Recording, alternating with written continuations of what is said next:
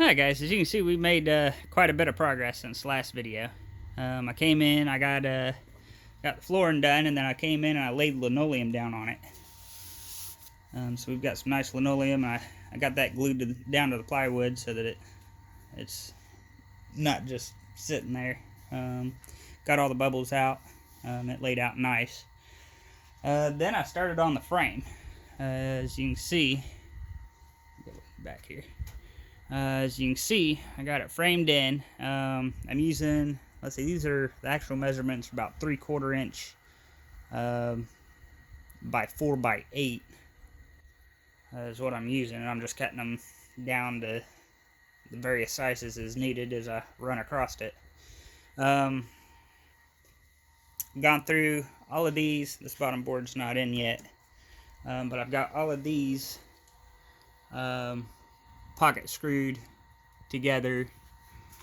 That's how I've done everything. I started to use just nails out of a nail gun, but I was like, well, these will be a whole lot more secure. So I've got those on the outside. I've also got it done on the inside as well. It seems a little wobbly when I first started putting it together, but I had to just keep reminding myself it's a skin and frame type structure, kind of like similar to like airplanes and stuff. The overall design gives it its rigidity, but you can see this one, it's got a little wobble to it, but of course it's not screwed together yet. We'll take a walk around here to the front.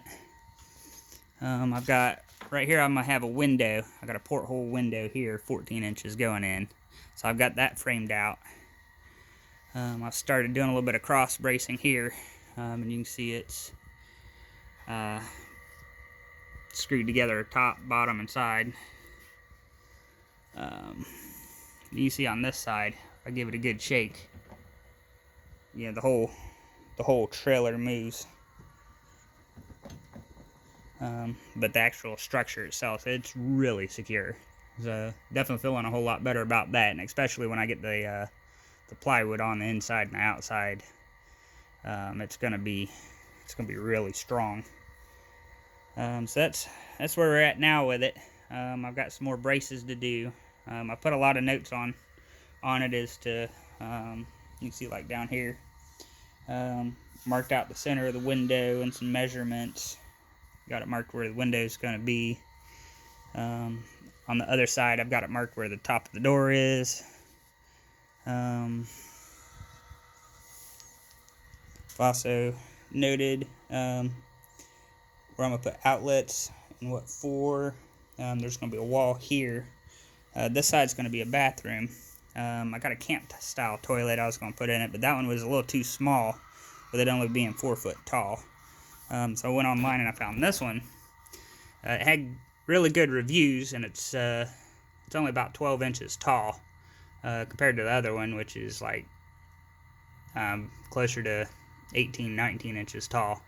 So that'll be just perfect for the room we need. So this whole section will be squared off into a wall for the bathroom. The shower is going to be mounted on the outside. This is where the door is going to be here, so the door will open. Then just this side, I'm going to have a mini fridge I've got ordered that's going to go into this corner. And then everything you see here, all that's going to be a fold-up bed. So the bed will lay all the way out the entire area of the back section here, but it'll also fold up into a couch on that far side. And then on this wall directly across of it, between the door and the back wall, I'm going to have probably a couple shelves.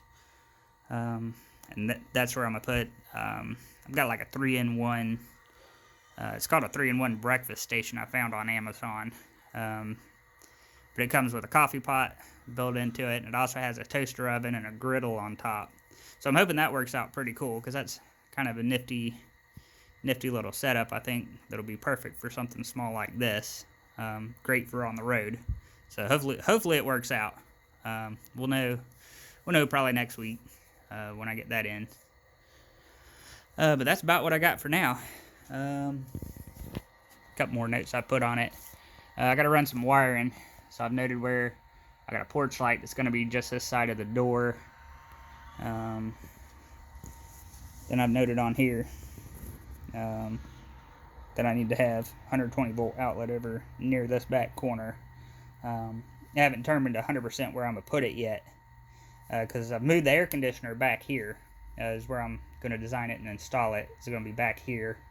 So I'm going to need a 120 volt outlet there, as well as a 120 volt outlet over here on the shelves as well, for if I want a little TV or charging phones, stuff like that. I'm also going to add a 12 volt direct current charging station as well. That way it'll run off the battery. I'll probably do a 100 amp hour battery, deep cycle battery is what I'll probably end up putting on it. And that should well supply all the lights and everything. Of course, I'll have a charger on it as well, so that if we'll get to a campground or anything like that, we can just plug it in and it'll top the batteries off and also give us the 120 volts we need to run everything that we'd possibly want. So far it's shaping up pretty good. So I'm gonna get some more work done, and I'll probably check in another video probably about the time I'm either starting to run wire, put skin on it. The wire is gonna be a little bit tricky because with the wood being only 3/4 inch thick, I gotta be careful not to split the wood. So I'm gonna have to think that through as I go to routing stuff and come up with the best possible way to do it.